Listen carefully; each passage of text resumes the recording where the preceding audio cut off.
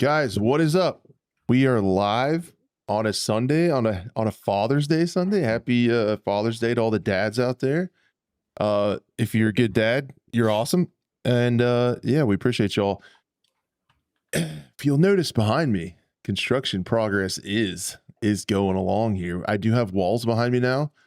So not much of a dungeon basement anymore. It's a lot less dungeony now because there are walls. Now it's still sheetrock, you know, it's still mudded, taped. I mean, you guys can judge my sheetrock skills if I did pretty okay or not. We'll get her sanded and painted by the next program. Don't even worry about it. It's kind of crazy. Like, I just noticed this, how much better your guys' rooms look than mine right now. Like, Blue's lighting's immaculate. He's got the stuff in the background. Buff's got the sign and he's got the plate carrier and all the cool stuff. And then I'm just in a construction zone over here, so don't mind me.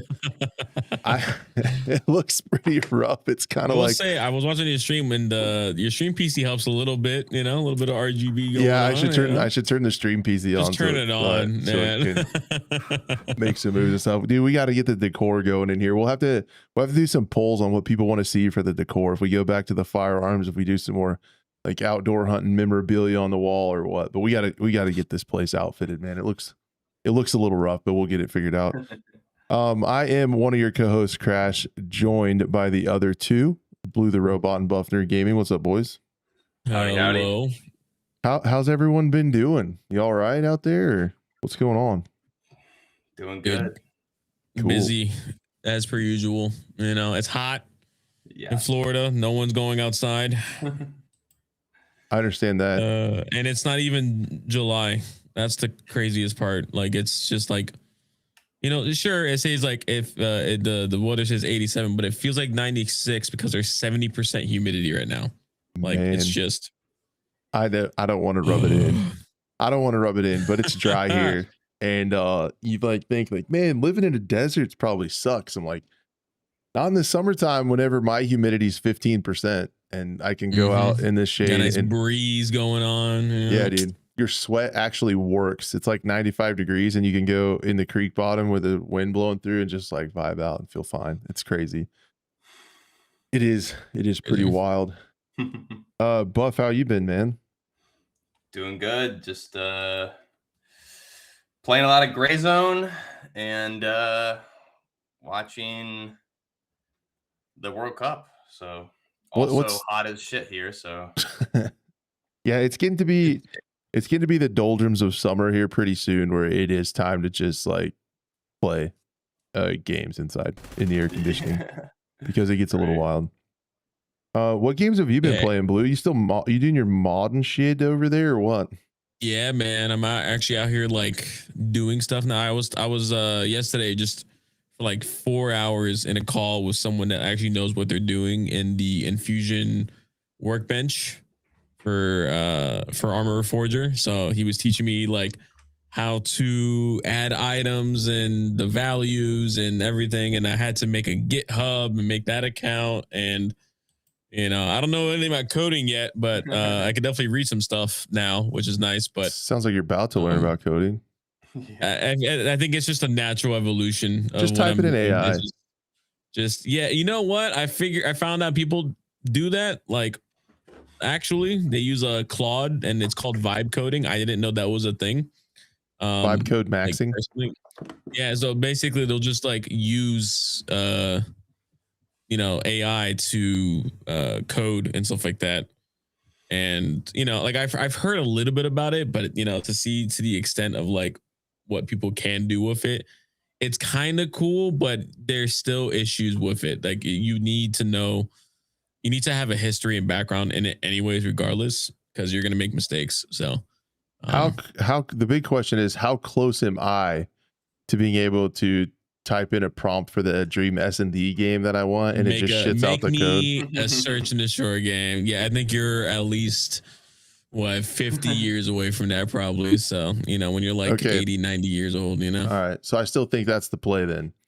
Because if it's 50 years out, I'll just wait for that, because it would also, if I had to code it myself, it would take me 50 years. Yeah. So I think I'll just wait. Well just wait. Yeah. Okay. Yeah, I think I'll be waiting in the wings to where I can just type that in. It's crazy because like I went to school for development and I didn't even know that. That's cool. yeah, so like in right after college you started getting like all these coding frameworks like Bootstrap and stuff for websites, so you don't even need to know that type of coding anymore. And now with the AI, like I don't do development you add that anymore. together. If I wanted to, I could just easily throw it into AI and have it build something for me. Or if I didn't know how to do something, just have the AI do it and test it and all that Because stuff. it's like it has that framework behind it as research for the AI program itself. But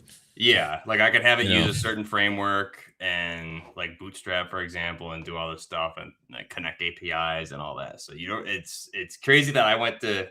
Thankfully, I don't do that anymore, coding. But you're talking about AI job replacement, like that's definitely one of them. So you know what? I saw there was an uptick in students choosing trade schools now over traditional colleges, because it's like, yeah, AI can, sure, it can do all this coding and creative stuff now, but which is funny because they thought robots were going to take over like the labor monotonous jobs, but in reality, it's like you can't get a robot to build a house.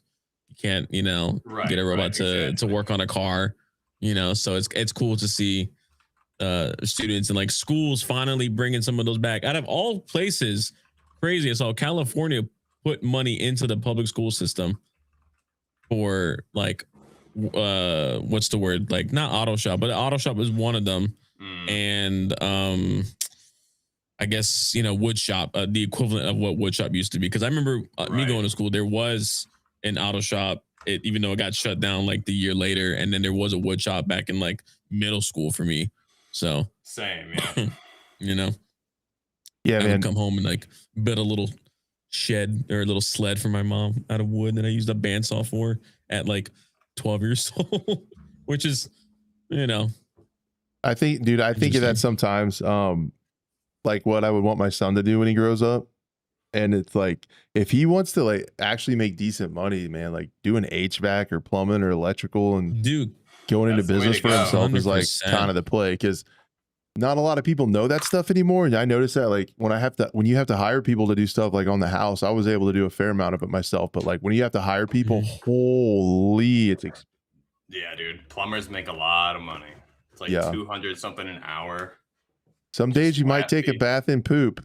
But I actually got a little poop on me fixing the plumbing down here. But I also didn't think this through very well. This room that I'm in here is like under the sketchiest plumbing that I did is like right above me. Nice. So like, yeah, I didn't think that through really, to be honest, but here we are. But the Starlink seems to be holding strong. So that's pretty wild.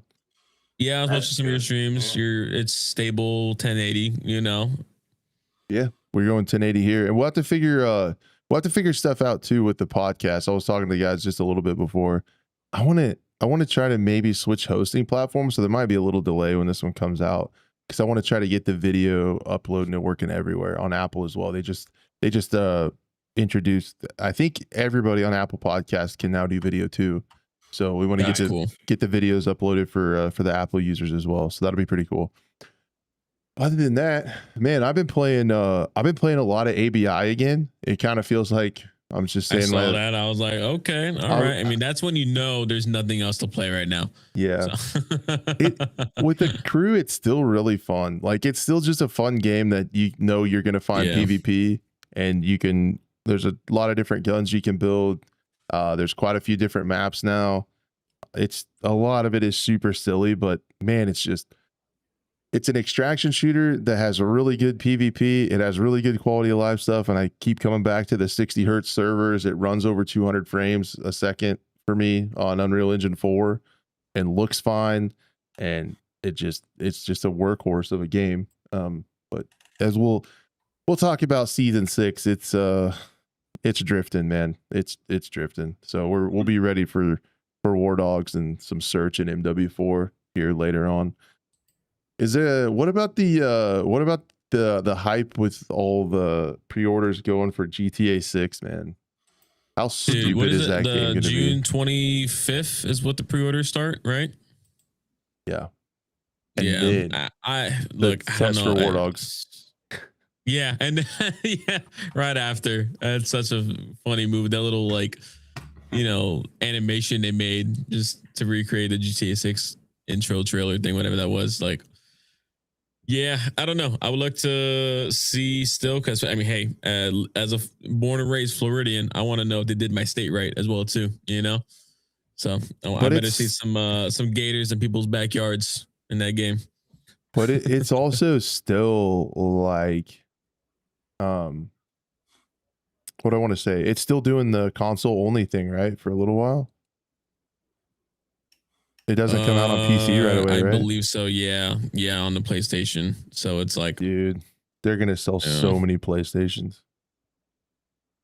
It's I wonder, gonna, dude. Sony must have put big money for that to get like had exclusive to. selling rights, man. They Wait, had so to. it's not on Xbox? It won't be on PC for a minute after its It'll be initial on release. Xbox, right? Xbox I don't think- See. I don't know. I'm not super plugged in. Yeah, I've never really been. I was GTA when I was younger. No, like GTA 6, George, not 5. The new one. How's that going to be? The production team is they're working, scurrying around behind the glass. Figure it out. Yeah. Do you think the production team likes their new place I built for them? Their new little studio? Yeah. They might get a plumbing shower here and there, but yeah, if they're not nice to me. Apparently, there's no exact date yet for console, not even console PC. But what about Xbox and So- PlayStation? Believe so. Yeah, because it should be launching on Xbox the same time as PlayStation, right? That sounds So right. it's set to release on so November 19th on PlayStation 5 and Xbox Series X and S, but there's no dates for PC. Okay. Yeah. Sorry, Apparently, because play I it guess anyway. console's the core audience is what they say. Yeah, that's bullshit. I don't really want to. I don't really want to play it that much anyway at first, but I definitely will watch it. The RP server stuff is going to be wild, man. That stuff's going to. I've been thinking about getting back into that. I'll be honest, into like GTA 5M stuff, just to It's too real. get used to it. To some people, it is. To some people, it can be. I watched some for a while. This guy has to go to work in the game, man, and he's got to pay rent and stuff. They gotta pull hours, do hours at their job. Yeah, I would leave a server if that happened. Like whenever that came up, like I would become like a mechanic in the server because I just like work on driving in the game and stuff like that. And they'd be like, all right, so you gotta have this many hours to keep your job in the server in the game. Like, nah, I'm good later. Like, I'm not. This isn't real life, dude. I already have an actual job. I'm not doing a second one. I'm not getting paid anything. 100%. Alrighty. Yeah. I also want to get some more time. I'm so ready to be settled in and away from the old house and settled in here and have some more time. I want to play some more Way of the Hunter 2. They keep getting good updates. And Steve, I was thinking about buying. I was so close to buying it. I was like, I might wait because I'm just not gonna have the time. I think it's on sale. And then I think it's on sale right now. And then in Steam Next Fest, there's a couple games. 20% off. There's a couple games I want to try. Brother, why is it sitting at mixed reviews and recent reviews? What happened? Way of the Hunter is? Yeah, Way of the Hunter 2. Sitting at mixed reviews for recent. I don't know. What did they do? Nothing. It's a great game. Then Steam Next Fest, Method of Entry, the game we've been kind of following along. That's going to be like an S&D type indie game. Has like a little like a proof of concept tech test that you can play with firing range and stuff. So I want to try that out, and then some Lawn Mowing Simulator 2. Ooh, those vids have been kind of catching my. You didn't see the first Simulator? one? Yeah, I don't think so. No, you can get your own like lawn company, and you get them and you just mow. You can use your steering wheel and just like get a lawn track and like mow and stuff. Yeah, everybody's been playing that Mecha Chameleon game. That thing's weird. Yeah. I know the guy, the homies want to do that. So I don't know if I want to, but yeah, I don't know. But anyway, there's a new lawn mowing simulator, and you can actually like get out and walk around and like use your you can like use a weed eater and like a leaf blower and What stuff the and trim heck, the edges. really? And Why like, would I?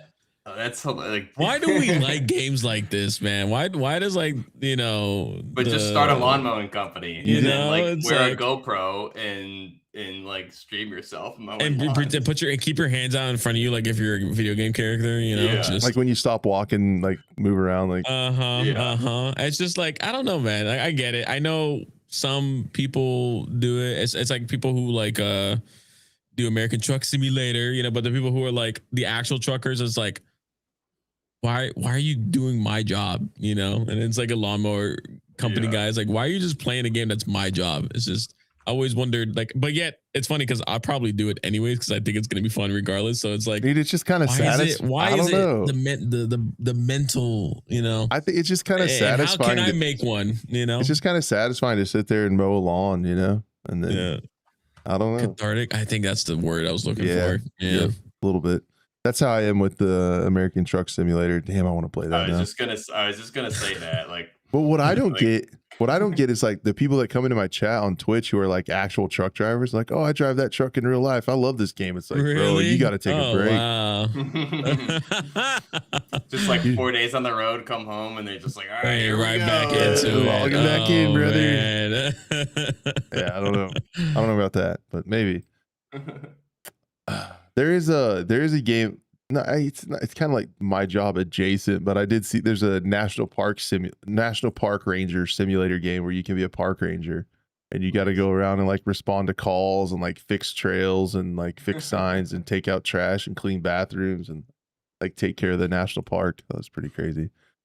Write tickets and stuff. Not my kind of game. A little wild. It's gonna be mine when I'm too old to aim. Next week. No more S&D. Crash is just out there virtually cleaning up the parks and writing tickets. That's right. Making sure everybody, and only you can prevent forest fires. Yeah. Put that cigarette out, sir. Littering looks like life in prison for you. Oh, he's reaching. Pow, pow, pow. Yeah. Stop resisting. Stop resisting. All right. We should probably talk about video games that the people that watch and listen care about. I'm sorry about that.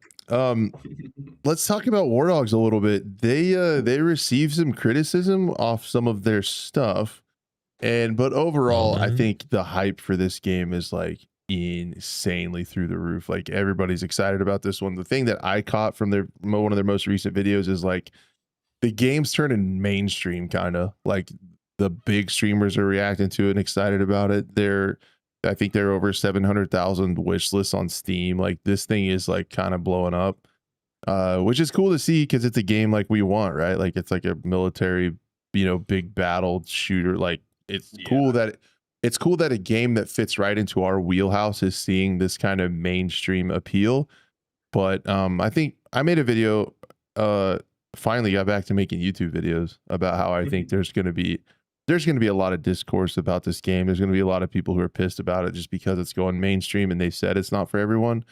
But all is that to say, I think the big takeaway from this last week, I want to get you guys' opinion on, is how they addressed feedback. They got a lot of feedback from some of their most recent footage about the kill cam.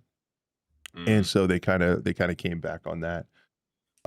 Basically, they listed all the ways with counters. So you can buy a ghillie suit, headshots shorten that, and body shots. So if you do body shots, you get like more of a full kill cam to see where the people are. But if you get shot in the head, you won't get as much of one. So they basically cited the reason that they did the kill cam is because they want the game to be accessible.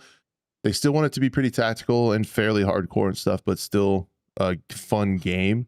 And I think they kind of talked about how it's going to be a hard enough game to learn for new players. But if you're like constantly the map is so big that you could constantly be getting picked off from somebody hiding in a tree and you'd never see them and they would just like ruin your day.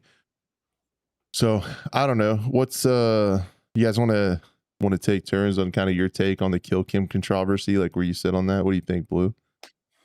Yeah, I mean, so I like the sniper one, for instance, in particular, because there is a reason why the kill cam is not showing up. And it's because, again, to gamify the ghillie suit specifically in a game is to, as the player dies, you won't know where you're getting shot from. But the caveat to that is that the ghillie suit cost is like, apparently I just watched it again, $60,000 in game.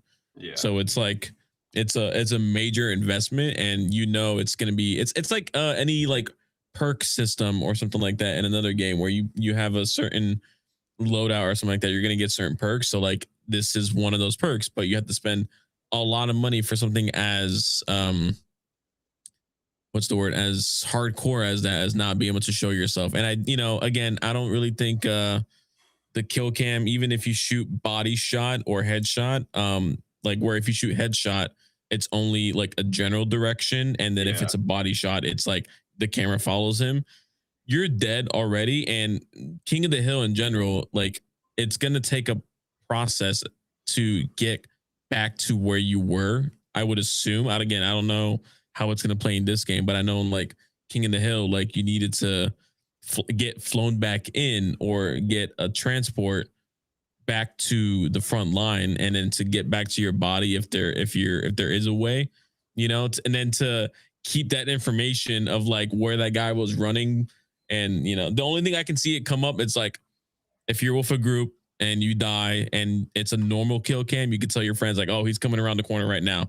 Right. Like that would be like the only moment, and when I can see it might get someone upset. But at the same time, they mentioned it, and I love that they said this, because I think a lot more companies need to say this. Like, if this game just isn't for you, it's not for you. Simple as that. It's a hardcore game, somewhat. It's not traditional hardcore in terms of like Tarkov, but they said this game's not for everyone.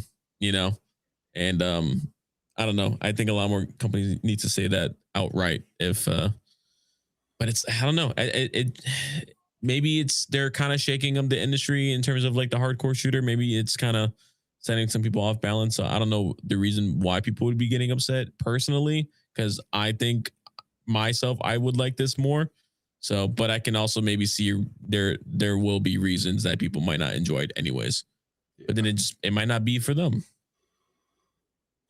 Yeah, yep. I agree. I mean, it's not like you're getting the first person kill cam. It's just it's like the old Battlefield 4 one, where it's the general direction for the most part. So I think the counters and stuff are cool. I don't really have an opinion on it because I haven't played the game. So I just know, like with Gray Zone Warfare, for example, there's no kill cam, and that makes it good and bad. I think hopefully with this, like with where we are in cheating and stuff, hopefully kill cams, I think if there wasn't a kill cam for a game like this, maybe there would be more people that are upset about it. So it's really hard to tell until we play the game and see how it works and have experience with it. But I mean, I don't mind it. I think I think it's fine. I don't know why you would be so upset about it. And like you said, if you're actually, your purpose is sniping, then there's counters to it. Again, also headshots, like you said. So a lot of the general, like if you're in these combat zones on this huge map and you're getting killed within closer quarters, which I think are going to be a lot of the engagements for the most part. Yes, for sure. Then in that case, I don't really see why it would matter. So if you're like out there sniping and stuff, it really shouldn't impact you if you're doing the ghillie suit. And then there's a compromise with that, is like you don't have body armor, so you can obviously get killed easier. But if you have like a 6 spot, you got to play smart and get the ghillie suit. So I don't know how long it'll take to get that type of in-game money.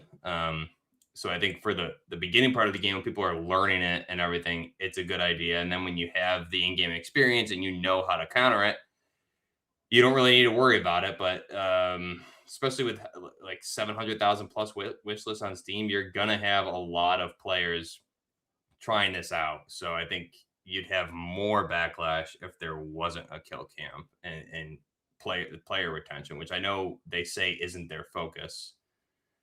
But the game, I think, is getting far more attention than they anticipated, obviously. So I think so too. Yeah, I think it's a good idea. I don't think it's a make or break either way. And again, they can always change things down the road. How many times do we have games where certain features don't work as intended, or they're overpowered and they pivot with them. So it seems like this studio is pretty conscious of that. And if something's not working, I would assume they're going to make those changes based on feedback and everything else. But I just know, like with Gray Zone, sometimes you get killed and it's hard to tell.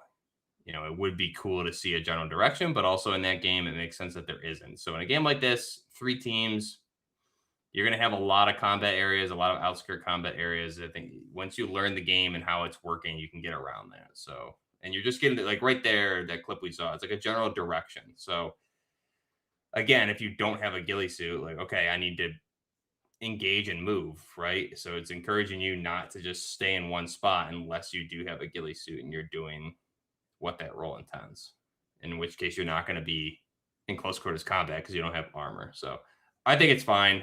I don't, like I said, I don't think it's make or break either way. I was a little surprised that they did that video about it.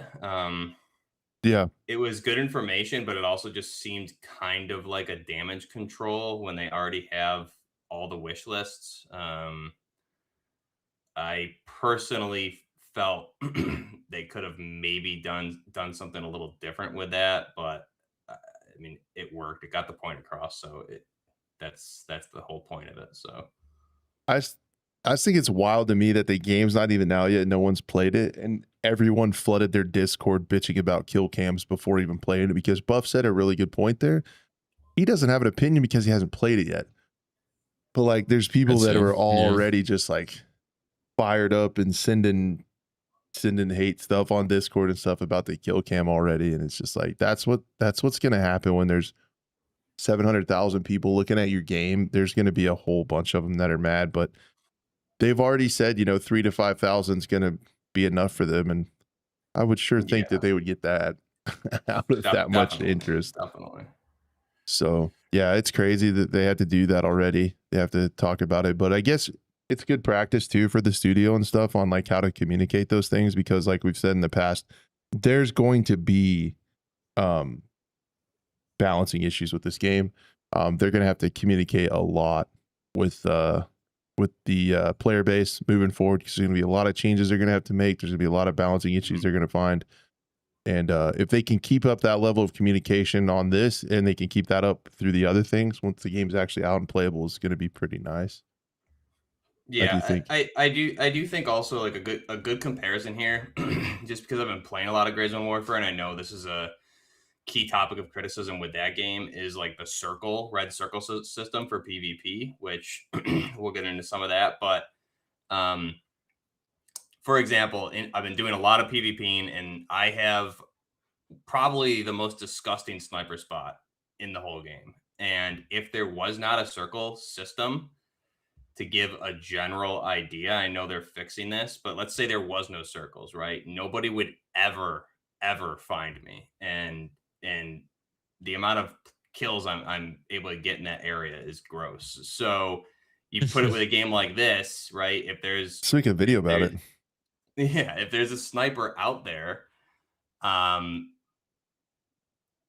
there is so they don't have the ghillie suit, you're gonna get the general direction. But if they're so far out there, right, it's not gonna zoom in on them all the way across the map, like 400 meters. Yeah, at least it gives you a general direction, like you said, like the little hit marker icon. Yeah. So, and you have the ghillie suit counter, but yeah, I think you're always gonna get like a vocal minority, but very few people have played the game to really know. So I mean, people could be upset about it now and then get in there and be like, oh, we need first person kill cam because like I think a lot of these players are cheating. I mean, you just see that all the time. So this is something they had already implemented. So I do like that they're sticking with their vision and not pivoting based on feedback, especially feedback of people that have not played. Haven't played the game. Yeah. Yep. Because everybody has an idea of the game they want, but this, the studio said we're building the game we want, and so I hope they stick with that, because we've seen a lot of studios say that over the years, mainly in the AAA market, that pivot very quickly and probably not for the best, like Battlefield, prime example, Call of Duty, others. So I just think it's kind of insane that it was that powerful of a backlash that they had to make that video about it when Yes, no one's played the game yet. exactly.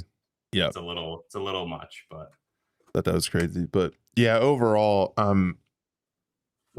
there's just going to be a lot of back and forth about this game online when it comes out, but I'm really excited for it. I'm ready to find some of the cool metas and things to do and like different ways to approach a game. Like if you're playing a game to try to make some money, if you're doing 0 to hero runs, you know, if you're playing for the win, or wanting to drive vehicles and move people around in logistics, or build forts or breach forts, or try to get the codes in the towers. It's just going to be cool to have all the freedom to do different things, and then have that progression carry across is going to be pretty cool.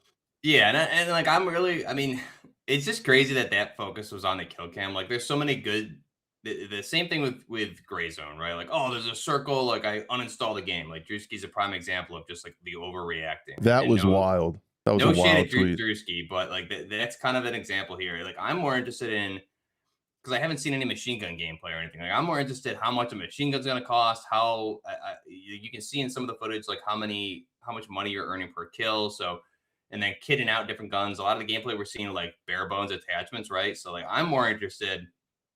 I don't care about a kill cam regardless, unless it's like a game heavily populated by cheaters and you need to see to confirm or something like that. But like I'm more concerned. I just want to know more about how the currency is going to work, the weapons, the vehicles, things like that. And they've gone into it, but again, that's something we're not going to know until we play. So I think that just goes hand in hand with the kill cam. So you don't know until you get your hands on it and experiment, and then go. Yeah, I think the other thing that's going to be different too, that not a lot of people are, some people could get lost in the sauce, is the fact that a lot of those big money features and marketplaces and things you can do is not till 1.0. So I don't know how early access is gonna feel. Like that's another thing too. Yeah, people I wonder if people forget that that it's gonna be early access, not a full release, but give full release criticism. Right. And I'd rather wait. I'd rather wait till a lot of that stuff was implemented. Like I know they're doing some more testing and stuff that they announced, and based on what features are there and not there, I wouldn't even want to play it. I would just rather jump in with a lot of the stuff there so I can play the game the way I want to play it. Like you guys know, I more care about the weapons and stuff. So and right now the playtesting is going to happen again on the 26th. It isn't even beta; it's alpha, pre-alpha. Right? Yeah. So it's even earlier than what we expect. So yeah. So that is a little bit of news as well to let people know they are opening it up, and they said since they've had so many wish lists, they upped the play test to 4,000 players. I think this next Friday. So let me get a golden ticket. Come on. Let him in.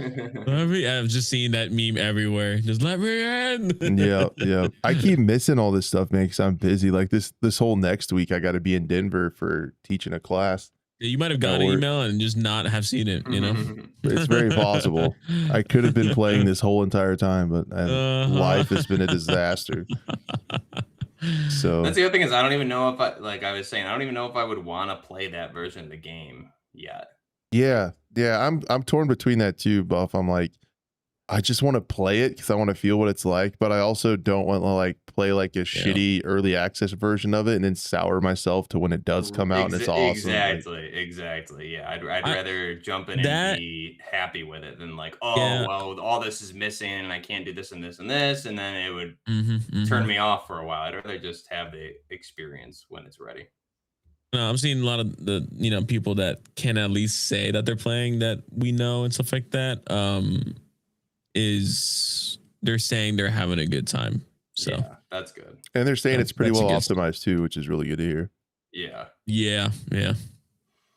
And I like a lot of the guns I'm seeing, and like they haven't really given us any list of weapons or vehicles that I've seen yet. So if it's a early build of the game, if there's going to be a lot of weapons or vehicles that are excluded and will be there when it's open to everyone, then I'd rather kind of wait personally. Yep. Alrighty. Yeah, we'll just we'll keep an eye on it, guys. I wanted to talk a little bit about ABI Season 6. Again, that game keeps drawing me back in, like I talked about, and there is a big patch coming. So I just wanted to continue to cover I'm it. I'm excited to hear these opinions. Let's go. I don't think they're good. Okay, good.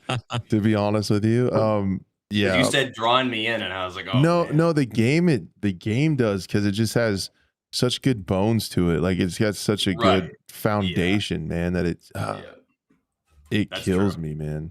I'm trying to find a video to play in the background, but I'll figure it out. I didn't play any of Season 5, and I won't be playing Season 6 just because I jumped into the early testing for 5, looked at the guns and what they added, didn't like it, and then seeing what they did for 6 also just don't like any of it. So back on, it drew me in a lot for Season 4. I played it like crazy, and then now I'm back to, I'm just gonna wait. I think was Season 4 when they brought in the what the hell, when the airport map? Yeah, that was the last good season, and I feel like that might but be. they also introduced that T191 or the U191, whatever those 2 Chinese guns are, that are still just overpowered as heck. And that's from what I watch. Like, I watch a lot of streamers, and I enjoy playing Forbidden a lot in that game. And like right now, it looks like the meta is basically everyone only using those guns, which is insane that they've allowed that to still be happening. Yeah, it's pretty rough. And then if you go to their YouTube, like if I show you guys this, this will make you excited. If you look over at their YouTube channel now, and if you're just listening, I'm sorry, but like look at all this stuff. You have like the Ethereal Hunt skin, Coin Raid, the Scarlet Reaper trailer, the Rockstar channel that shows, or the Rockstar skins that show the booty cheeks of the female operator, the Cyberpunk collab. The newest one is a your knight with like a LCD screen on your chest. That's what I wanted from this game from the beginning. So like you can finally. So like that stuff is like completely out the door, but it's just one of the biggest bummers of all time, because like I said, the quality of life stuff's awesome. The loot table's insane. They have crafting now. They have prox chat. They have 60 hertz servers. The game runs like a dream. I would still contend that it's one of the better ones when it comes to anti-cheat that's out there. Still has cheaters, but it's definitely one of the better ones. Yeah. And you have all that stuff, and then they just, I don't know what you call that. They're just going in, they're making, it feels like they're doing what Call of Duty loves to do, is go with trends that nobody actually cares about or knows. I would be interested to know how like much money they're making, but the Steam charts kind of actually reflect our opinions a little bit. What I guess to talk about actually what's coming in Season 6, which is just, I'm not that excited about it at all. The new biggest thing, this might get some people excited because there is a large section of people that do like PvE. The new game mode, the biggest one, is a heavy PvE focus called Hostile Sector. It's a new PvE focus mode. They are bringing back like extreme weather for that. So it's going to be like really dark nights, heavy fog, blizzards, like some of the events. That crazy storm's going to be on farm and stuff like that. So it's going to be available on farm, Northridge, and TV.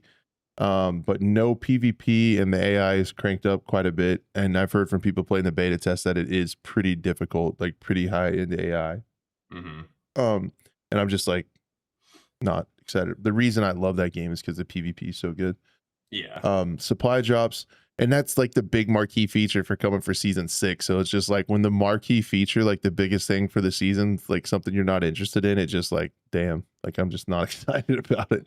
And then supply drops are going to be co-op team mode on airport, collect resources into personal shared team crates, unlimited respawn. So it's like a respawn mode where you have to like collect stuff and bring it back to a supply cache. Like just okay. Never gonna touch that. And then the melee only mode, free for all raids using only melee weapons. Sounds pretty bad. There's that. One major thing that's coming is a new progression system. So operators start with 6 mastery points. and allocate points across combat, survival, and support paths. So there's 6 masteries at once. So they're adding some RPG elements to the characters, which I guess is interesting. I just hope they're not as annoying as like soft skills in Tarkov. But you can do a free respec anytime. So you can respec your character depending on if you want to play a raid or a different map or something, which is kind of interesting. So yeah, it's focused on survival, looting efficiency, and giving more error margin in fights. That's scary. Like, what do you mean by but that's weird. The new weapon, Banshee SMG, it's a 5.7 by 28, and the T88 marksman, so another Chinese one. So that's good. New ammo, 45 is getting APWC, so there's going to be a tier 4 ammo for 45 now, and then they're getting fire shotty ammo for the 12 gauge. And then there's going to be a new class 4 5.56 ammo that fits in between A1. They're bringing in A2, so it's going to fit between A1 and 995. There's going to be a shock impact grenade, an experimental ultra strength treatment. It removes debuffs, repairs limbs, and restores full HP, but with a permanent matched HP reduction per body part craftable at the workbench.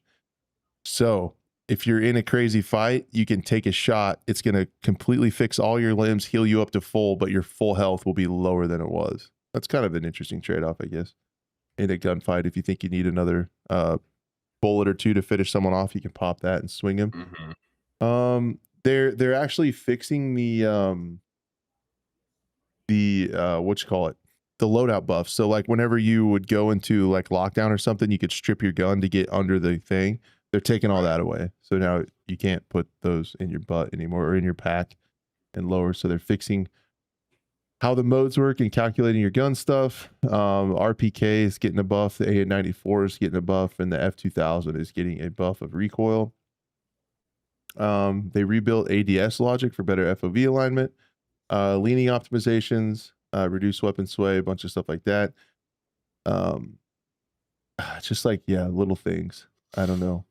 It seems like good foundation for the longevity of the game, but I remember we were talking about for season 1, right? We had this conversation about they added, I think it was 8 weapons that season, and we were like, "Oh, this is awesome! Like this is what we need to keep maintaining going forward." And then after that season, the weapon count just dropped, and now we're still at 2 weapons, which I personally don't have any interest in, and I feel like a lot of the community would probably feel the same. When you have a bunch of other weapons from the mobile game that still haven't been added, there's still no LMG added to the game after just the base one, the RPK 16. Hasn't been, from what I've seen, like new gear in a long time. So I think what made the game really fun, they're kind of not going in that direction. Just to have two new weapons these past, I think it was 2 in season 5 also, maybe it was 3, but I don't know what's taking so long to add the weapons that they already have in the mobile version, and then just other good guns that should be in a game like this. So yeah, it's disappointing to me because of all that. That's I understand that for sure. That's not a knock for me because I think the game does have a shitload of guns in it. But yeah, they've been adding them really slow too.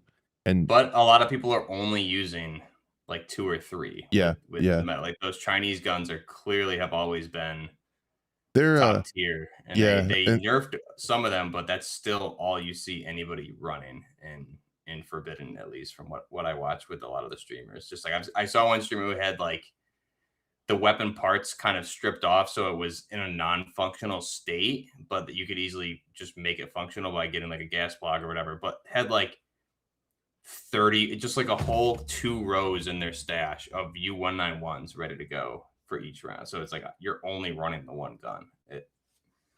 I don't know. And just to not have an LMG also is annoying. That's why it's a little bit promising that they're fixing the stuff where you can strip the gun to get under the game mode limit, because I think that I think they need, if it was up to me, what they need to do to make the game awesome would be really lean into the ranked mode, making ranked like more of a thing, more rewards and stuff for that lets you have some sort of progression without wiping per season. and also really lean into those modes, because I think that's how you can inherently get away from some of those meta things, to where Right. like normal and lockdown make it impossible. You can't bring in any of those meta guns. So you can have these whole modes like lockdown and normals where you got to use like weird. That's why the idea of like normal, lockdown, forbidden could be so cool if they balanced it correctly, is because you could have modes where like, okay, I want to go in for the max stuff. I want to sweat it out. I'm going to build a complete meta gun and go up against other meta guns and sweat it out. Or if I want to play lockdown, you can't use those. So then that opens up a whole nother tier of weird guns and builds and things you can try and add variety to that. So they just do a poor job of balancing those with a bunch of exploits where you can still still use all the same stuff. And they're really slow to balance stuff. Holy shit, they're slow to make balancing changes. Like we're in season 6 and they're just now fixing that, where you could, strip a gun and get it under the limit. That's been a limit. thing forever. Yeah, the whole time. Like since season 3, when they started putting the limits on the amount of like loot value you could bring into those modes, right? So yeah, I mean, hopefully that restricts the meta a little bit. But the game, I was like obsessed with that game in season 4, and just I have no interest in playing it right now. Yeah, so. the bones are still there and it's still good, but they just make weird choices. Yeah. Are the skins really that big of an issue, you think, in the future, that if it does become just like they fix the smurfing stuff and whatnot, like it would really make a difference? They don't bother me that much because they're so expensive. You don't see very many of them. I've noticed that too. Like just watching streams, like I don't see, you know, just everyone running around. It's not like doctor skin or something. Yeah, it's not like COD when a new like stupid skin comes out and you see it in every single lobby. To for sure get these skins, you're going to be paying over $100, $120, $150 to get some of these a game. Yeah, so you don't need to. So you just don't see that many of them. So I mean, it still feels like when you're in game, it's like the menus make you want to jump out of a window, but like when you're when you're in the game, it still feels pretty grounded and gritty, because there's just and that's what I like about the game. I think one of the things, just because I haven't played it and I watch streamers, like you see, I don't know what skin it is, but the guy, it looks like a Grim Reaper with like a top hat and a cape running around, and like an ABI. Yeah. And if that's not really what the average player encounters, and then that's good. But because that coin raid skin, to get that, if you have to buy it, you're gonna be $150, $200 to get that one with the silly top hat thing. Okay, well, that's good. I've never seen one in game. That's good. Yeah. Okay, so that's a good thing at least. I know Owen, who we've had on the show, like posted just like an X post a couple of days ago, just saying how like he's really getting tired of the game and streaming it less and less hours each time. So yeah, he was expressing his disappointment with season 5 and 6. Dude, that would be rough. I mean, there's 2 guns coming, Yeah, you could play one gun for each day on a weekend and stuff. Yeah, I don't know, man. I would be in such a bad mental state if I had to stream this game only for my job. Like if this was your main content. But it's for me, it's that way with like any game. I can't play just one game forever. Over and over again. Yeah, can't do it. Even if it's amazing, you're gonna get burned eventually. Yeah, and I think like that's the problem. Watching a lot of streamers is like the colorful guns and stuff like that. But again, those are like expensive coin raid things, so you're not gonna run into that a lot. But I think you have the toggle. I know we talked about it before. They have the toggle for like your character with gear or without gear or whatever. So it would be a good idea. I think any game would be a good idea to like have a filter to turn a lot of those off if you don't want to see them. Like if you're like, I'm not buying that stuff, I don't want to see it, like just turn it off. They won't do that because they'll think that'll impact their sales. But yeah, like why would if someone actually wanted to spend the skin, it's like, why am I going to pay for it if it's just no one's going to see it? So right. But if I'm somebody that's going to turn that toggle to not see it, I'm already of the opinion I'm not going to buy those skins. Skins anyways. Yeah. Yep. So we'll see. Maybe season 7 will be better. Alrighty. I think the whole stalker thing they did in season 5 and whatever's going on, it's just not the right direction for the game in my opinion. But it's free to play, it's still good. But hopefully they get a little bit back on track with season 7. It's like still good, but it could be great. That's the problem. It could be so much better. Alrighty. The next thing that I wanted to make sure that we definitely talked about today was Gray Zone's getting an update, a PvP centered update this week. Not a ton of people are talking about it, but they did send the patch notes out to creators and let us talk about it. So I'm going to go over it here and we'll kind of talk about it and react to it with stuff coming to Gray Zone. There's going to be new Twitch drops. So you'll be able to get some new gear and stuff by watching Twitch streams.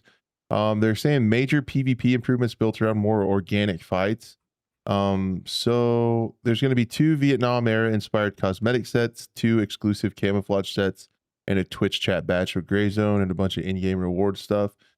So what they're doing for PvP stuff, they're expanding the conflict zone. So they've been expanded to 400 meters in diameter. The red circles are going to be bigger. And instead of appearing between the 2 fighting players, the zone is now centered around the defending PMC. This change means attackers are no longer put at a disadvantage when initiating PvP. Their proximate location will no longer be revealed by the conflict zone, allowing them to stay concealed and keep pushing their advantage. I don't like that at all. I think you're already in deep shit if you get shot. Now it's going to put a bullseye on you. Like if you're the one that gets shot. Yeah, I think the red circle in general was not really a necessary feature in from the get-go, to be fair. I thought what could have happened, and I think I said it before maybe a while ago, but if I didn't, there is the game PlanetSide 2 where when there's combat happening on the map, instead of like a big circle, it's like it looks like flashes of light, right? So it's like it's showing like this is where battle is happening, and I thought they could have maybe done the same thing where it looks like instead of like a big circle, maybe just like a generalized radius around it. But they tried to do that, but then people figured out that on one point is one player and one point is the other. So it's like, yeah, why? And now you're making it like almost a direct line of sight for where the enemy is getting shot at. So yeah, I thought it would be cool. I thought it'd be cool if they did like a use your map and your tablet thing, like real kind of, and they have all the grids on there, so they could have the announcer say like PMC, friendly PMC taking shots in sector E5, and then you could look on your thing and tell when it is, and maybe it could be highlighted. That grid square would be maybe the grid square could be highlighted for a little bit, so it doesn't give either player's exact location. It just says there's gunfights happening in this area, like a commander would tell you. That would be cool. That would be cool. The pinpointing of players, just they said they want this to be organic, and that's just not organic at all. Yeah, I agree with that. I think the cops need to be highlighted red when they're taking fire, or like kind of like they are. So I think that still works. But I agree. The circle overall, there's really no right way to do it. And now pinpointing a player is taking, because you're gonna know a player is getting shot center of that circle now. So I was thinking, since they have the maps, when you scroll all the way out, they have the map like sectioned off to the different POIs that are large sections of the map, right? So you just have that whole thing red, so you don't know where it is, and then like you said, have an announcement like near whatever, and so you're not getting an exact location, because even if they get that grid that you just said, then how many mortars are going to just start flying into that little square? You know what I mean? So yeah, it's I don't have the answer for it, but yeah, or even a way for the player. I'm just trying to make it think. I'm just trying to think of ways to use the game like it kind of would be more realistic. I think this is more of a simulation game. So if you did get shot, give the player like a shortcut or prompt on screen to say, alert friendlies, you're taking fire. Hit a button and it comes on the game chat, says, "Hey, I'm taking fire in sectors, E7. Yeah, like come help me out." Like just like ways to use what's there in game other than just like a bullseye on a player on the map is kind of weird. I wonder why they didn't release these patch notes.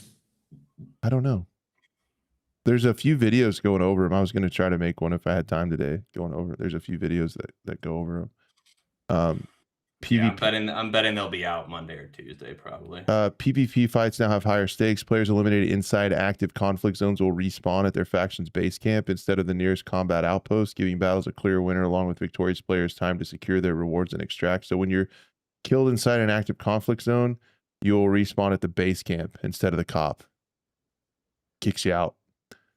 The first player eliminated in PvP will still have an option to respawn at the nearest cop, giving them a chance to return to their AO and recover their gear. So if you're the first one to die, you get it. But if the next people that die in the combat zones are out, like eliminated from the area. After a faction captures a combat outpost in warfare mode, it will enter a 30-minute cooldown before another faction can capture it. This should be more PvP away from constant fights around outposts and encourage more natural battles across the world of LeMay. So they said together these changes reduce low risk respawn rushing and create more meaningful tactical engagements where every move matters. So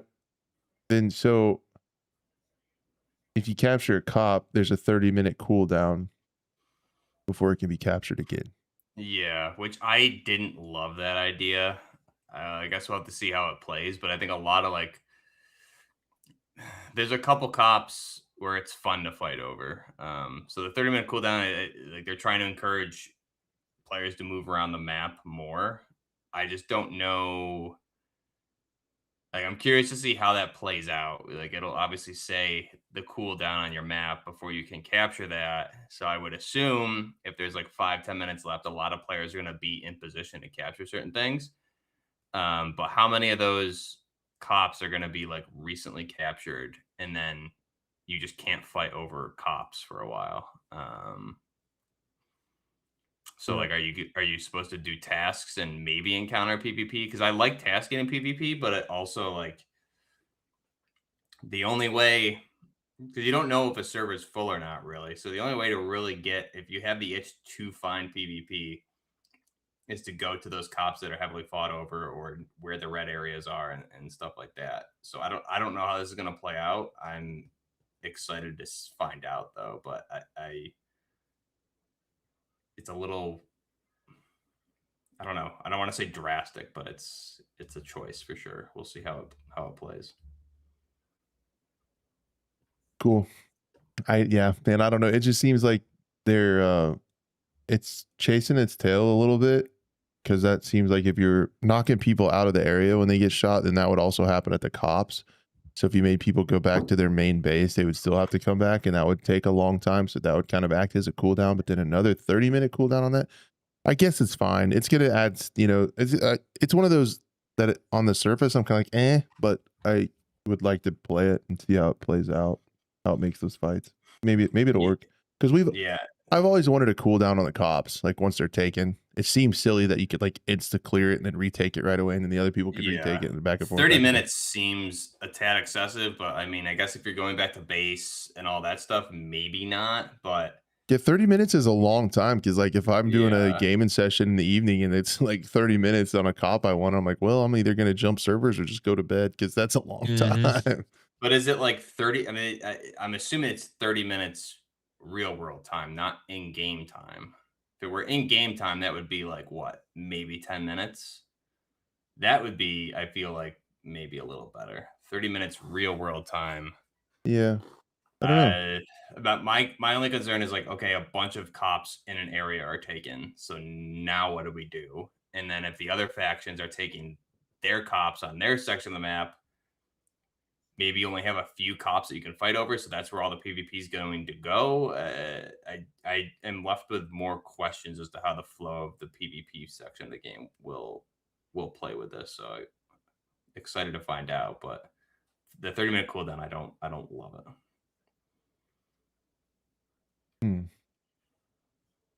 Yeah, maybe they'll get feedback and they'll adjust. Yeah, we're still going. Then they're going. DLSS 4.5 is coming. Is coming in this update. The shared squad tasking that they mentioned is either coming out. They said is coming out this update or the next one in 0.46. Yeah, which that'll be good. One of the two.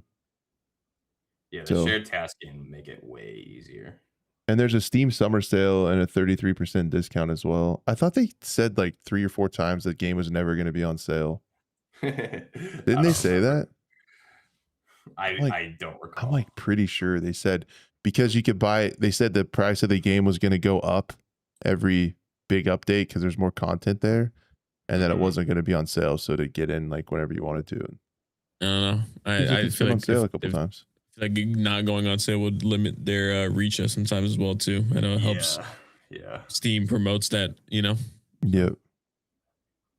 All right. It's a really good game. We'll see how the changes play out. Yeah, man. I guess waiting for the next major one. You know, I guess I didn't mean to. I didn't mean to sound so negative on the game there. It's just a long road. No, there's a lot of like valid valid questions. It's genuine like concern, if anything. To be fair, I think it's more confusion. I think I'm like more confused as to how the game's going to play now versus how it play after the update compared to now. Because I've just been doing PvP like every day. So I'm more just confused how the game's going to play Thursday, right? Like how drastic of a change is that going to be? Is it going to feel better, or is it going to feel like slower? I'm just a little bit. That's what I'm questioning. I don't really know what to expect from the PvP side.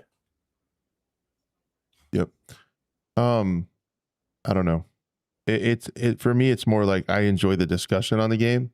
I still am excited to see where the game goes. It's still fun to play. It's got so many cool aspects to it. And I just like to talk about, I enjoy this type of discussion about balancing and what would make the game better and improve. So it's not my, I don't even want to say criticisms, but my, the things I'm saying are not coming from a negative place. They're coming from a place of like, I genuinely enjoy discussing this game's development and where it's headed because it's got so much potential.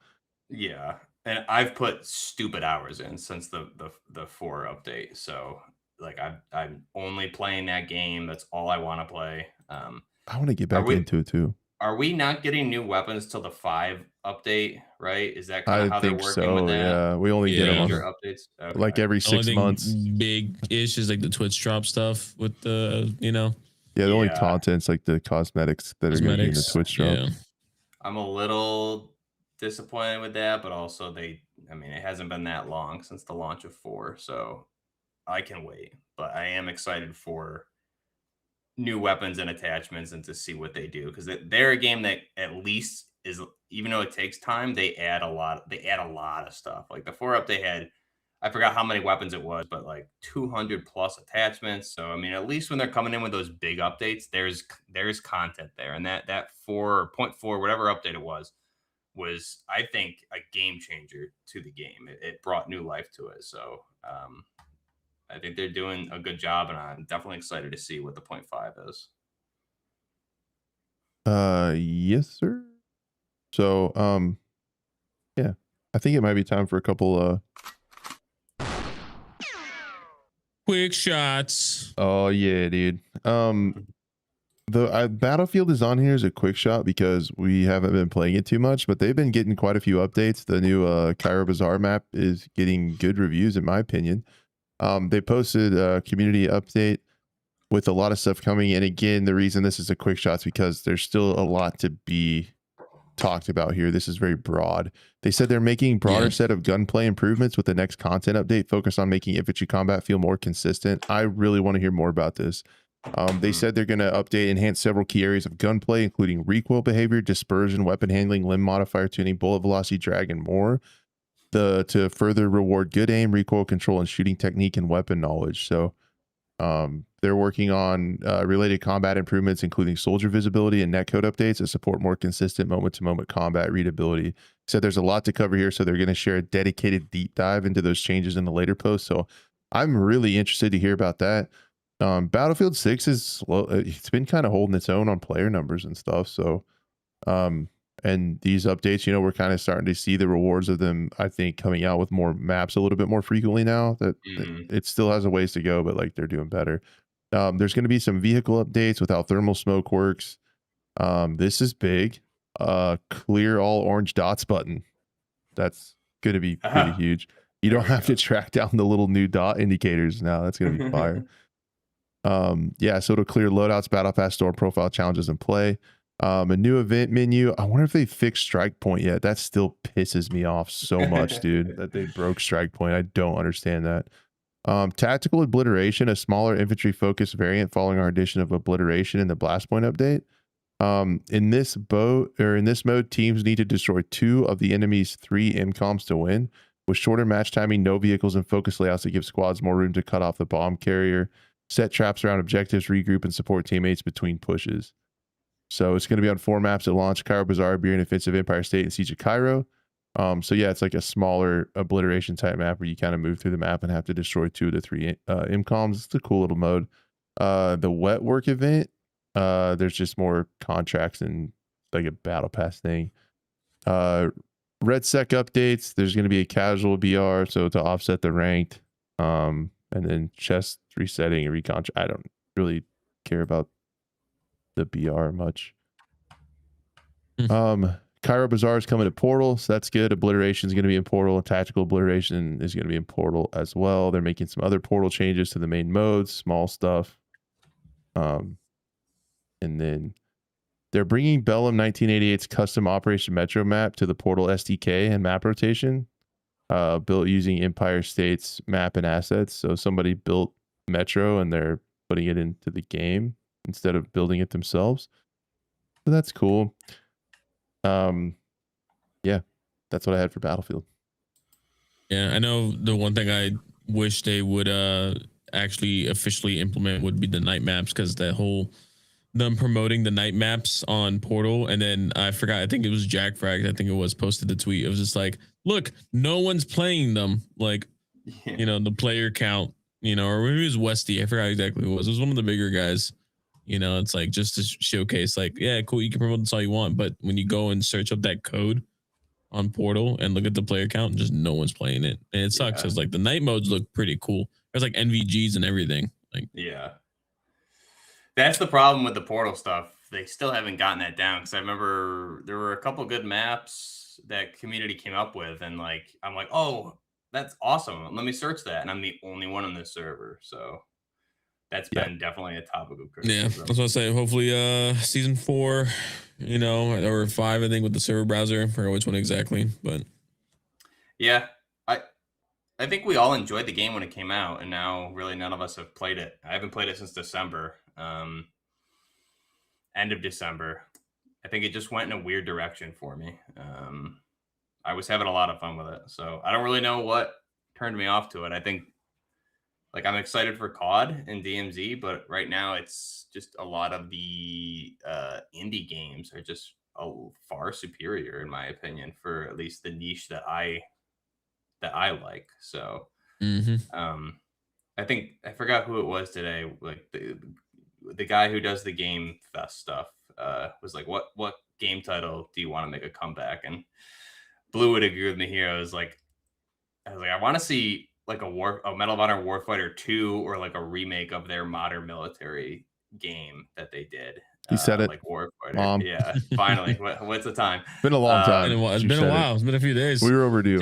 You're right. We were. It's just like I feel like Call of Duty and Battlefield are doing their thing, and EA's constantly, whether they admit it or not, you're competing with Call of Duty, and they did a really good job with sales of Battlefield 6, but I think Battlefield 6 just went in a weird direction for whatever reason. I think to fill that in between, like that gap between Call of Duty and Battlefield, as far as maybe a AAA shooter that's a little bit more grounded, and I don't even want to say hardcore, just more immersive, that could compete with a COD type gameplay, would be like a Medal of Honor. They tried to do it with 2010 and Warfighter, and like Warfighter was a great game outside of, like, if they fixed all those bugs and the game was supported, I thought it was superior to Battlefield 3 at the time. I was playing a lot more. So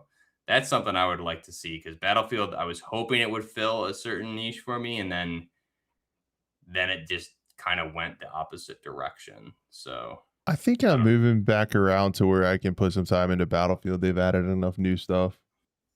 Like you I almost don't give it a know if while. I can go back, man. I I don't almost know. give it a while for like the content to kind of build up because it's so slow. Yeah. And then when you go back, it's like, oh yeah, it feels like an actual like old one season update used to be back in the day. But that's also, I think, the problem with AAA games when you have how many studios and millions of dollars, and then you take a game like Incursion Red River, right? It's small indie studio or operator with one primary developer, and like he has two or three people helping out with some smaller things.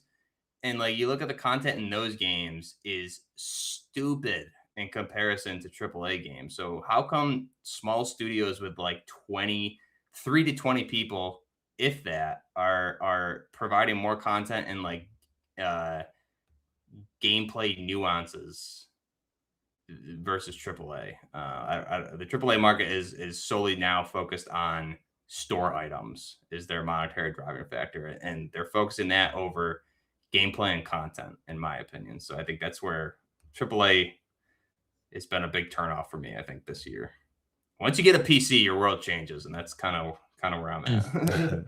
Yep. To believe I was stuck in the Call of Duty cycle for a few years there. I think not everybody, but a lot of people started there. Yeah, I mean, I'll be back in the Call of Duty cycle this year, but still, there's a lot of better games out there, in my opinion. Yeah, agreed. Yeah, PC's where it's at. Blue, did you want to talk about what you posted in the chat or? Yeah, I'll talk about it. It's just cool to see again, care about the platform it was on, but it's cool to see it regardless. Quick shot. Builds off everything I just said right here too. And to be fair, yeah, actually perfect. You know what? We planned it. Yeah, so this guy on Twitter or X, his name is Pop Tart Noah. Apparently he's a programmer, artist, and a student. And he made this mod or world, I don't know what you call it on Roblox, but it's probably, 4 million plays in the game itself. And it's like this hardcore, realistic first person free for all shooter that he just put out another update apparently. But yeah, if you couldn't have told me this was Roblox, and I would believe it was a different game 100% of the time. Like it's even on trending on Twitch, I think, apparently, or not Twitch, the like the Roblox marketplace thing. The Roblox marketplace, yeah. So it's like it's top 5, top 3 or something like that still to this day. And there's a bunch of like creators making videos about it, Jack Frags, Deef, and just like, they're talking about it. It's making waves. So it's like, and people are just like wanting this to like be an actual game. But again, I was gonna say earlier too that game engines in general, like UE5, we got UE6 eventually coming out here soon. Just the accessibility to game engines is a lot easier nowadays. Yeah. So high quality stuff. And while I don't agree with Roblox as a company, I can appreciate the creativity and just the pure like willpower to do something like this on your own in a game that isn't meant for it. I can only imagine. I can't imagine how much time was put into this, and it looks good, sounds good. Apparently it plays good, and it's only like an early like concept, if anything, to be fair. Yeah. And it's like he said it took like a mix of like, he said he was inspired by body cam and operator, which is interesting to see. So and there's like people were complaining, it's like, oh, the movement's too wobbly, and there's a toggle for that. Oh, why is the mic in the viewport? There's a toggle for that. Like he, even before all of this, thought about gameplay, so it's not as because body cam, in my opinion, when you're playing body cam, I think it's just too wobbly. It's too all over the place. I get it. It's supposed to be like a representation of, a chest worn body cam, but like, when you're watching actual body cam footage, the guy's arm isn't doing this, just going all over the place. He's punching out, going to work. So it just seems a little bit better for gameplay wise. And, I can imagine this becoming like a smaller indie title of like maybe some team based stuff. You know, maybe some S&D stuff. You know, if someone were to do something like this. Um, so right now it's just a free for all though. So yeah, it's a perfect example of smaller, like in this case, just one individual doing all this is called crazy. TTK apparently. By the way, what's kind of funny how this is kind of timely. Roblox is in the news for other reasons, not what you're thinking, Blue. Not gonna go there on this show today. Get banned. Yeah, no.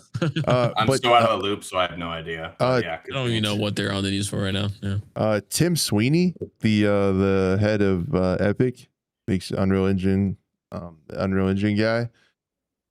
He said this 3 days ago when he was given one of his keynote addresses. He said one of the views of the future. He was talking about the future of gaming, and he actually said that one view. This is a quote. One view of the future is that Roblox grows and eats gaming. A lot of people are saying this online. What you have there is a centralized platform that has a single gatekeeper that commoditizes everything and takes more than 70% of the revenue generated by 450 million users. So that's a real challenge to game developers. Basically, he's talking about how operation costs have gotten so expensive for games that you're going to see more and more people make games on something like Roblox, which is just exactly what you're talking about. And if everybody moves to that, then everybody's going to make games on like a centralized platform that eats everything else, because it's so much easier to make a game here than build your own. And then they take 70% massive. I don't know. Like, it's kind of a wild thing to say from him. Yeah. Like I see the reasoning and I get it. Again, it's like the overhead cost to have a game studio and publisher, or even just to do it on your own, is just wildly expensive. So if it's, you find basically almost like a contracting company that does it for multiple other people, why not? Well, that's exactly what that's why this built off perfectly what I was saying. Is like, you look at DICE, how many studios with DICE and how many hundreds of millions of dollars for Battlefield 6, and a single developer can make this off of the Roblox platform. So, I mean, he's talking about operational costs, but when you have 7 to 8 studios spending 4 years on a game, and it kind of underdelivers, in my opinion. Sales wise, they did good, but otherwise, like gameplay wise, exactly. I think you're heading, when we've been talking about on this show, is like the indie market of developers is doing a better job than AAA. And eventually I feel like this is a perfect example of what he's saying. It's like, it's going to catch up. And that's kind of what we're seeing here, is with AAA studios just prioritizing the store items, right, over actual gameplay. That's the other side of the coin I want to talk about. You mentioned, though, like, Battlefield sold well. Isn't that their ideal success? Like, sell a bunch, and even if a bunch of people drop off early and don't play the game ever again, they got their money and they're not having to spend up servers. Steam charts at? I haven't been watching. It's hanging around 40,000. Yeah, and so it's obviously a financial success, which is all that the AAA studios care about. They don't want a ton of. I wonder if they don't want a ton of people playing them, because then they have to spin up a bunch more servers longer and not move on to the next project. When you have indie studios creating good games that are like retaining players, and you're not throwing store items in your face. Yeah, I think we're kind of on it. We've been on a swing, and this article here just kind of reinforces that. It's like, eventually, years between games and hundreds of millions of dollars. You're a financial success, but is it a good? I mean, how much damage did the Battlefield IP take after 2042? I think Battlefield 6 did a good job of reviving that. But if and Call of Duty Black Ops 6 and 7, like, that damaged the IP. Thankfully, they can come back with a game like a Modern Warfare 4 and whatever Battlefield does in the future, and bring that IP back into relevance. But it's kind of just a weird cycle where they spit out garbage for financial gain, and then they actually come out with maybe a good game every few years. Oh, I did see that one that you just sent me, Blue. Are you muted? Yep, I was coughing. I wanted to see if you guys wanted to mention this, because it's a bit of sad news, but especially with the whole everything going on with Ubisoft right now. Apparently, their co-founder died flying his Cessna, I believe, in a plane crash at the age of 69. Claude Guillemot. if I'm pronouncing that correctly. Yeah, But pretty close. yeah. So yeah, that you know, that sucks. I'll be honest, because like this guy was like the founder of like Assassin's Creed and like the co-creator of that and stuff like that. So it's like, you know, childhood games for sure for a lot of people. Yep. So, But yeah, he just, wasn't, and people were saying like he was a CEO, but it's like he wasn't the CEO at the time. He gave up that a couple years ago, if I remember correctly. I know But Eve Gimmo has been the CEO for like his a long brother, time. yeah. But So yeah, man, another L for Ubisoft. That one sucks. and really just, you know, a great mind in gaming industry, you know. Yeah, you can't. I mean, we're all many of us are so confused at the direction that Ubisoft has been going, but you can't deny the fact that they had some of the greats. Yeah. I mean, from, you know, we got Ubisoft co-founder dying, you know, RIP to Vince as well too. You know, it's sucks, man. They're dying from accidents. So it's the world, man. Wild out there. That it? I think that's a I good think show. that's it, though. Personally, yeah. I think that we. You know what? We covered a lot more than I thought we were going to cover. So. Yeah, we have a way of doing that. When I started the show, I'm like, man, this is gonna be a short one. I don't know what the hell we're gonna talk about an hour and a half later. Well, I guess we better call it. Yeah, we always do that. So, all right, guys. Well, thank you all for tuning in. I really appreciate it. That was a fun one. Probably, I'm thinking about taking my laptop with me just in case something happens and we want to do a show this next week. It's gonna be tough because I'm gonna be gone all week. So we'll see about a show. Yeah. Stay tuned to our socials for that stuff. And yeah, thank you guys for being flexible. We always, it's like me, Buff, and Blue just in a group chat trying to figure out when we all have a chance to sit down and chat because everybody's so busy. That's how we're doing it. So that's why the shows are a little intermittent, but we still want to keep getting them out to you guys so they're there.